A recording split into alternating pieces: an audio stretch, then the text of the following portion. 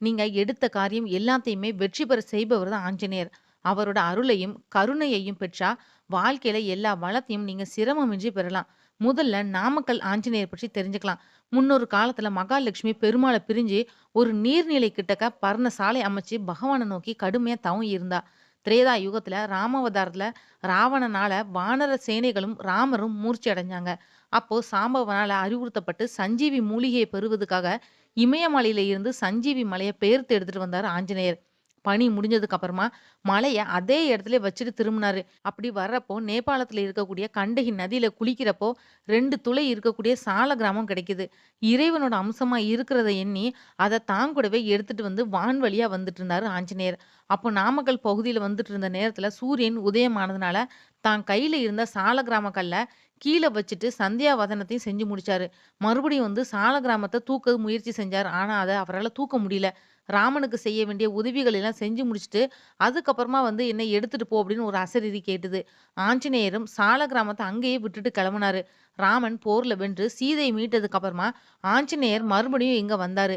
ஆஞ்சநேயர் விட்டுட்டு போன சால கிராமம் நரசிம்ம மூர்த்தியா வளர்ந்து நிற்க, ஆஞ்சநேயர் நரசிம்மர வணங்குனவாறு நின்று நமக்கெல்லாம் அருள் கொடுக்குறாரு. நரசிம்மர் நாமகிரி தாயார் கோவிலுக்கு நேர் எதிர்ல தான் நாமக்கல் ஆஞ்சநேயர் கோவில் இருக்கு. எதிர்ல இருக்கக்கூடிய நரசிம்மர திறந்த விழிகளோட கைகூப்பி வணங்குன நிலையில ஆஞ்சநேயர் காட்சி கொடுக்கிறாரு. இவருக்கு கோபுரம் கிடையாது. வெயில்லயும், மழையிலயும், காத்துலயும் பொலிவு மாறாம காட்சி கொடுக்கிறாரு. நரசிம்மருக்கு கோபுரம் கிடையாது. அவர் அமர்ந்திருக்கக்கூடிய இடம் மலைய குடைஞ்சு உருவாக்கப்பட்டது. அவருக்கு கோபுரம் இல்லாததுனால அவரோட தாசனான எனக்கும் கோபுரம் தேவையில்லை அப்படின்னு ஆஞ்சநேயர் சொன்னதா வரலாற்று தகவலும் இருக்கு. நாமகிரி தாயார் கோவிலுக்கு பின்னால இருக்கக்கூடிய குடைவரை கோவில் தான் நரசிம்மர் கோவில். மலையோட மேற்கு புறம் இருக்கக்கூடிய மலைக்கோவில்ல இந்த நரசிம்மர் நாமகிரி தாயார் கோவில் இருக்கு.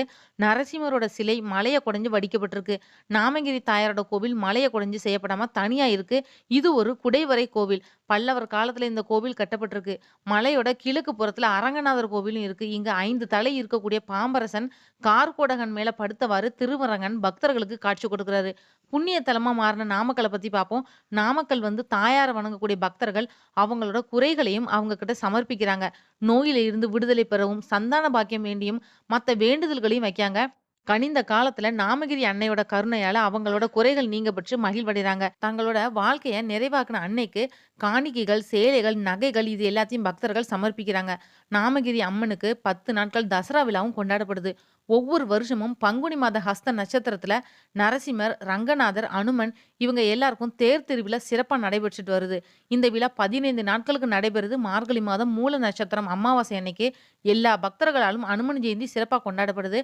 எதனுள்ளும் கட்டுப்படாதவர் அனுமன் அப்படின்றத உணர்த்துறதா இந்த திருக்கோவில்ல அனுமன் மேல உயர்ந்து 18 அடிகள்ல கட்டிடத்துக்குள்ளேயே கோபுரத்துக்குள் கட்டுப்படாம நின்று அருள் கொடுக்கிறாரு.